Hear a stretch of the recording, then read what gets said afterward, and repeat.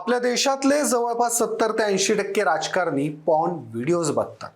एक मिनिट, मी अगोदरच क्लिअर करतो, हा कोट माझा नाहीये, तर बिहारमधील खासदार पप्पू यादव यांनी असा दावा केलाय। पप्पू यादव यांनी हा दावा केल्यावर देशभर मोठी खळबळ उडाली।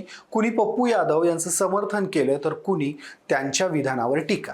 पण नक्की भारतीय राजकारणी आणि पॉर्न व्हिडिओज यांचा संबंध आहे का, हे जाणून घेणार आहोत पुढच्या काही मिनिटांमध्ये। नमस्कार, मी शशी आणि तुम्ही पाहताय cut to cut. Pappu Yadav यांची कॉन्ट्रोवर्सी थांबण्याचं काही नाव घेत नाहीये। सुरुवातीला महिलांवर टिप्पणी केल्यानंतर आता त्यांनी भारतीय राजकारण्यांना रिंगणात घेतलंय। देशातले 70 ते 80% राजकारणी पॉर्न पाहतात असं ते म्हणाले। इतकंच नाही तर सर्व राजकारण्यांच्या फोनची तपासणी करा, अगदी माझ्या फोनमध्ये जर पॉर्न व्हिडिओ आढळले तर मलाही शिक्षा करा, असंही पप्पू यादव म्हणाले।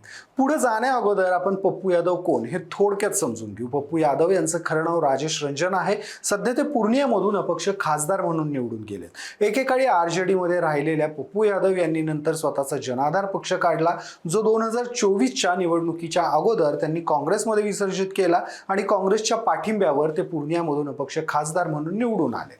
खरं पप्पू यादव आणि वाद हे समीकरण काही नवीन नाहीये। त्यांना बाहुबली नेताही म्हटलं जातं। यापूर्वी अनेक प्रकरणांमध्ये त्यांचं नाव आलेलं, यातली काही प्रकरणं तर न्यायालयातही दाखल नव्हती। मात्र तरीही पप्पू यादव यांची लोकप्रियता पूर्णियामध्ये तसूभर देखील कमी झाली नाही। आता वळूयात पप्पू यादव यांनी केलेल्या दाव्याकडे। पप्पू यादव यांचा हा दावा अजिबातच फेटाळण्यासारखा आहे का, तर नाही। भारतीय राजकारणात काही राजकारणी असेही आहेत की ज्यांनी फक्त पॉर्न बघितल्याच नाहीत, तर त्यांनी वास्तवात पॉर्न शूट केला किंवा पॉर्न मधल्या फॅन्टसी सार्वजनिक ठिकाणी पूर्ण करण्याचा प्रयत्न केला। यामध्ये पहिला नंबर येतो तो कर्नाटकचा। कर्नाटकचे विधानसभा सदस्य प्लस भाजपचे मंत्री असणारे लक्ष्मण सवदी सदनाचे काम चालू असताना आपल्याच एका सहकारी मंत्र्याच्या मोबाईलमध्ये अश्लील क्लिप पाहताना पत्रकाराच्या कॅमेऱ्यात रेकॉर्ड झाले होते। त्यानंतर त्यांच्या विरोधात कर्नाटकात जनक्षोभ उसळला आणि त्यावेळी लक्ष्मण सवदी यांच्यासोबतच कृष्णा पालेमार आणि सीसी पाटील या आणखीन 2 मंत्र्यांना राजीनामा द्यावा लागला होता। राजीनामा देण्यापूर्वी सवदी यांनी आपल्या कृत्याचं लंगडं समर्थनही केलेलं, मात्र त्यांचा राजीनामा देणं काही टळलं नाही। त्यानंतर नंबर येतो तो कर्नाटकचाच प्रज्वल रेवन्ना। कर्नाटकच्या प्रज्वल रेवन्नानं कैक मुली आणि महिलांचं लैंगिक शोषण केलं। रेवन्नाने त्या खासगी क्षणांचं चित्रीकरण करून ते आपल्या संग्रही ठेवलं। हाही पॉर्न ॲडिक्शनचाच एक प्रकार आहे असं म्हणता येईल। मार्च 2023 मध्ये त्रिपुराच्या विधानसभागृहात आमदार जदबललाल नाथ हे पॉर्न क्लिप पाहताना सापडले होते। त्यांचाही व्हिडिओ व्हायरल झाला होता। सुरुवातीला हा आरोप नाकारणारे जदबललाल नाथ यांनी क्षणभर आपण तो व्हिडिओ पाहिल्याचं नंतर कबूल केलं आणि या प्रकरणातली गंमत म्हणजे आमदार जदबललाल नाथ यांच्यावर कारवाई करण्यासाठी विरोधी पक्षांनी मागणी केली। त्यावरून सभागृहात गोंधळ झाला होता, तर सभागृहाच्या अध्यक्षांनी ही मागणी करणाऱ्या TIPRA, CPI आणि काँग्रेसच्या 5 आमदारांनाच दिवसभरासाठी निलंबित केलं होतं। या व्यतिरिक्तही असे अनेक किस्से आहेत जे भारतीय राजकारण्यांचं पॉर्न ॲडिक्शन दाखवतात। मध्य प्रदेशचे अर्थमंत्री राहिलेले राघवजी यांचा राजीनामाही असाच लैंगिक शोषणामुळे झालेला। त्या प्रकरणात देखील एक CD नंतर पुढे आली होती। पण भारतात फक्त राजकारणीच पॉर्न बघतात का, तर नाही। नुकत्याच हाती आलेल्या आकडेवारीनुसार भारतात पॉर्न बघणाऱ्यांची संख्या दिवसेंदिवस वाढत आहे। बरं, भारतात फक्त थेट पॉर्न साईटच नाही तर OTTच्या माध्यमातून सॉफ्ट पॉर्न दाखवल्याचा आरोप झाल्यावर काही OTT प्लॅटफॉर्मवर देखील सरकारनं 2025 मध्ये बंदी घातली होती। त्यासोबतच काही पॉर्न साईट्सवर देखील भारत सरकारनं बंदी घातली होती। पण त्यामुळे हे पॉर्न बघणं थांबलं का, तर नाही। आकडेवारीत आणखीन बोलायचं झालं तर भारतात 80% पेक्षा जास्त लोक हे स्मार्टफोनवर पॉर्न पाहतात। त्यामुळे जगात भारत मोबाईलवर पॉर्न पाहण्यात अव्वल आहे। त्यासोबतच जवळपास 30% भारतीय महिला ऑनलाईन पॉर्न पाहतात असंही काही अहवाल सांगतात।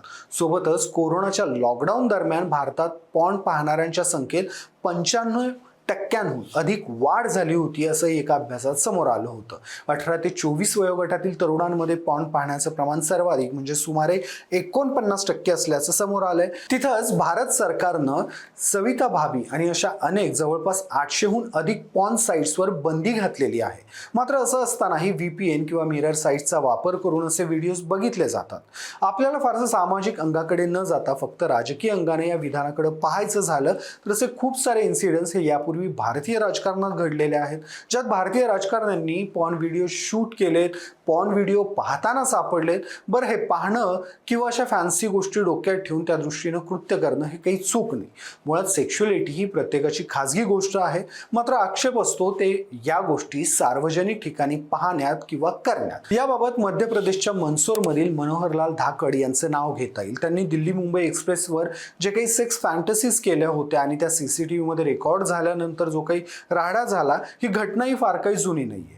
सोबत लोकप्रतिनिधी म्हणून सभागृहात उपस्थित असताना असे व्हिडिओ पाहणं हे त्या पदाची प्रतिमा मलिन करतं. तुम्ही ज्या कामासाठी सभागृहात आहात त्या कामाला तुम्ही किती क्षुल्लक मानता हे यातून सिद्ध होतं. आता वळूयात पप्पू यादव यांच्याकडे. सुरुवातीला पप्पू यादव यांनी पुरुष राजकारणी हे महिलांचं शोषण केल्याशिवाय त्यांना राजकारणात पुढे येऊ देत नाहीत असं म्हणाले होते. त्यानंतर त्यांना बिहारच्या राज्य महिला आयोगानं नोटीस पाठवली आणि त्याला प्रत्युत्तर देताना पप्पू यादव यांनी हे विधान केलेलं. पप्पू यादव असंही म्हणाले होते, मला नोटीस बजावणारे हे लोक कोण आहेत? त्यांचे माजी मंत्र्यांसोबत अनेक फोटो आहेत. ज्यांची घरं काचेची असतात त्यांनी इतरांच्या घरावर दगड फेकू नयेत.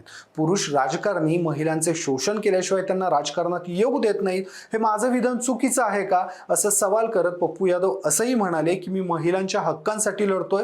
जवळपास 755 पुरुष राजकारण्यांवर लैंगिक शोषणाचे आरोप असून 155 जणांवर आरोपपत्र दाखल आहेत.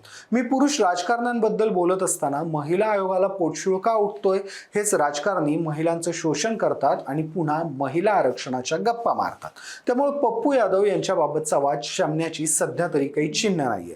खरं पप्पू यादव यांनी आज जे काही म्हटलंय तसंच विधान गेल्या काही दिवसात सुब्रमण्यम स्वामी यांनी देखील केलेलं, ज्यावरून मोठा गदारोळ माजला होता.